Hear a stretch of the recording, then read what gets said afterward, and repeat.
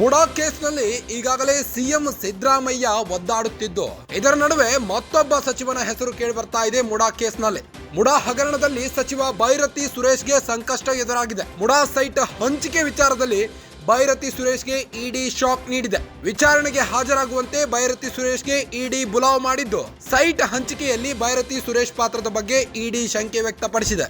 CM ಬೆನ್ನಲ್ಲೇ ನಗರಾಭಿವೃದ್ಧಿ ಸಚಿವ ಬೈರತಿ ಸುರೇಶ್ಗೆ ಸಂಕಷ್ಟ ಎದುರಾಗಿದೆ. ಇಡಿ ಇಕ್ಕಳದಲ್ಲಿ ನಗರಾಭಿವೃದ್ಧಿ ಸಚಿವ ಬೈರತಿ ಸುರೇಶ್ ಫಿಕ್ಸ್ ಆಗಿದ್ದಾರೆ.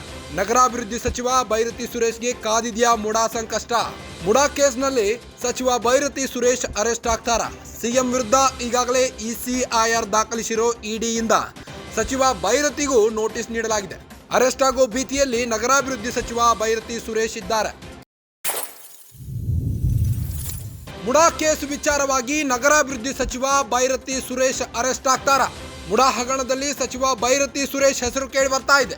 ಮುಡಾ ಸೈಟ್ ಹಂಚಿಕೆ ವಿಚಾರದಲ್ಲಿ ನಗರಾಭಿವೃದ್ಧಿ ಸಚಿವ ಬೈರತಿ ಸುರೇಶ್ಗೆ ಇಡಿ ಶಾಕ್ ನೀಡಿದೆ. ವಿಚಾರಣೆಗೆ ಹಾಜರಾಗುವಂತೆ ಬೈರತಿ ಸುರೇಶ್ಗೆ ಇಡಿ ಬುಲಾವ್ ನೀಡಿದ್ದು, ಸೈಟ್ ಹಂಚಿಕೆಯಲ್ಲಿ ಬೈರತಿ ಸುರೇಶ್ ಪಾತ್ರದ ಬಗ್ಗೆ ಇಡಿ ಶಂಕೆ ವ್ಯಕ್ತಪಡಿಸಿದೆ. ಇದೇ ನವರಾತ್ರಿ ಹಬ್ಬ ಮುಗಿದ ಮೇಲೆ ವಿಚಾರಣೆಗೆ ಹಾಜರಾಗುವಂತೆ ಇಡಿ ಬುಲಾವ್ ನೀಡಿದ್ದು, ಸೈಟ್ ಹಂಚಿಕೆಯಲ್ಲಿ ಬೈರತಿ ಸುರೇಶ್ ಪಾತ್ರದ ಬಗ್ಗೆ ಇಡಿ ಶಂಕೆ ವ್ಯಕ್ತಪಡಿಸಿದೆ. ಸಿಎಂ ಬೆನ್ನಲ್ಲೇ ನಗರಾಭಿವೃದ್ಧಿ ಸಚಿವ ಬೈರತಿ ಸುರೇಶ್ಗೆ ಸಂಕಷ್ಟ ಶುರುವಾಗಿದೆ. ಇಡಿ ಇಕ್ಕಳದಲ್ಲಿ ನಗರಾಭಿವೃದ್ಧಿ ಸಚಿವ ಬೈರತಿ ಸುರೇಶ್ ಫಿಕ್ಸ್ ಆಗಿದ್ದಾರೆ. ಮುಡಾ ಕೇಸ್ನಲ್ಲಿ ಸಚಿವ ಬೈರತಿ ಸುರೇಶ್ ಅರೆಸ್ಟ್ ಆಗ್ತಾರಾ? ಕಾದು ನೋಡಬೇಕಾಗಿದೆ.